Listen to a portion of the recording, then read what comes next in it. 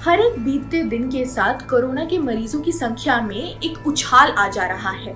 27 जून को भारत में कोरोना के इतिहास में सबसे ज्यादा बढ़ोतरी देखी गई है। 26 और 27 जून के दौरान भारत में टोटल कोरोना इन्फेक्टेड केसेस में 18,552 नए केसेस सामने आए हैं। इसी के साथ टोटल एक्टिव केसेस अभी 2 लाख के करीब है और 3 लाख के करीब लोग ठीक हो चुके हैं, जिसके साथ अब भारत में कोरोना केसेस 5 लाख के ऊपर हो चुके हैं। 15,000 से ज्यादा लोगों की मौत हो चुकी है। ये सब आंकड़े हैं और ये हर आने वाले दिन के साथ डरावने होते जा रहे हैं। वहीं दिल्ली की हालत और राज्यों की तुलना में और ज्यादा खराब है और इसी वजह से दिल्ली सरकार ने एक सर्वे करवाने का फैसला किया है। इस सर्वे का नाम है सीरोलॉजिकल सर्वे, जो 27 जून से पूरी दिल्ली में शुरू हो गया है। ये सर्वे क्या है, इससे कितना फायदा होगा और कोरोना से लड़ने में ये कितना मददगार रहेगा, आज का बिन मांगा ज्ञान इसी पर।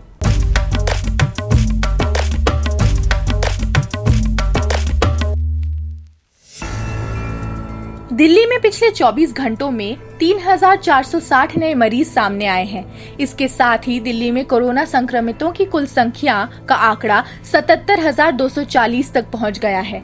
मरने वालों का आंकड़ा भी 2,492 पहुंच गया है।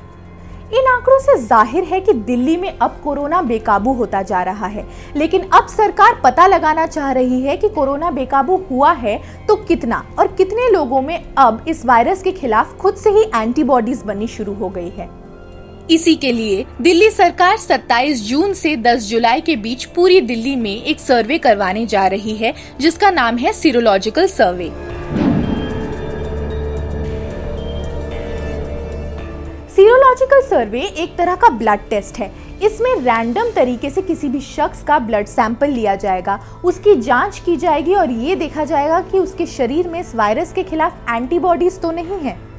अगर एंटीबॉडी बन रही होगी तो इसका मतलब है कि वो शख्स किसी कोरोना पीड़ित के संपर्क में आया है और अब उसका शरीर खुद ही कोरोना वायरस से लड़ने की कोशिश कर रहा है।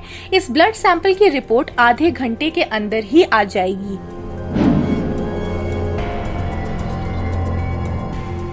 इसके 2 फायदे हैं। पहला फायदा ये कि जिसका ब्लड सैंपल लिया जाएगा उसका टेस्ट हो जाएगा, उससे पता चल जाएगा कि उसमें संक्रमण है या नहीं। अगर उसमें कोरोना का संक्रमण होगा तो उसका इलाज भी कर दिया जाएगा। दूसरा फायदा ये होगा कि अगर कोई कोरोना से संक्रमित हुआ होगा और इतना गंभीर नहीं हुआ होगा तो उसको टेस्ट और इलाज की जरूरत नहीं पड़ी होगी, क्योंकि उसके बॉडी में एंटीबॉडीज बनकर वो खुद ही ठीक हो गया होगा। अब अगर ऐसे शख्स का ब्लड टेस्ट होगा तो पता चल जाएगा कि उसे कोरोना हुआ था और वो खुद ही ठीक हो गया। इस तरह से रैंडम सैंपलिंग करके सरकार ये पता लगाने की कोशिश कर रही है कि दिल्ली में कोरोना वायरस का फैलाव कितना है। सामने आए आंकड़ों से दिल्ली सरकार कुछ और उपाय कोरोना से लड़ने के लिए खोजने पर काम कर सकती है। दिल्ली राष्ट्रीय राजधानी क्षेत्र है। इसमें कुल 11 जिले हैं। हर जिले से करीब 1000 से ज्यादा सैंपल कलेक्ट किए जाएंगे। टारगेट ये है कि पूरी दिल्ली को मिलकर 20,000 सैंपल इकट्ठे देने हैं। ये काम जिले के चीफ मेडिकल ऑफिसर की देखरेख में किया जाएगा। इसके लिए मेडिकल टीमों को घरों में जाना पड़ेगा और लोगों को सैंपल देने के लिए कहा जाएगा। अगर लोग स्वेच्छा से दे देते हैं तो ठीक है, वरना टीम किसी को सैंपल देने के लिए जबरदस्ती नहीं कर सकती है। ये टीम हर उम्र के लोगों का सैंपल लेगी। इस सर्वे को करने का निर्देश दिया है केंद्रीय गृह मंत्रालय ने। मंत्रालय ने आदेश पर इस काम को करने की जिम्मेदारी दी है national centre for disease control यानी कि एनसीडीसी को। एनसीडीसी ने अपनी तरफ से हर जिले के कुछ इलाकों की लिस्ट बनाई है। इस लिस्ट को हर जिले के डीएम को दिया गया है और डीएम जिले के चीफ मेडिकल ऑफिसर की देखरेख में सैंपल कलेक्ट कर उसकी टेस्टिंग करवाएंगे। दिल्ली को इस प्रोसेस से कितना फायदा होगा ये तो वक्त आने पर पता चल ही जाएगा। फिलहाल तो सिचुएशन बेकाबू होती जा रही है, मगर ये भी सच है कि अब भारत में टेस्टिंग पहले के मुकाबले कई गुना बढ़ चुकी है। लेकिन सच्चाई ये भी है कि संक्रमण पहले के मुकाबले कई गुना बढ़ गया है।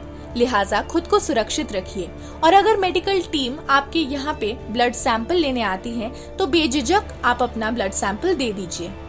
हम और आप जब अपने अपने घरों में बैठे हुए हैं, वर्क फ्रॉम होम कर रहे हैं, यही मेडिकल टीम्स हमारी और आपकी सुरक्षा के लिए दिन रात खतरों से खेल रही हैं। एबीपी न्यूज़ आप आपको रखे आगे।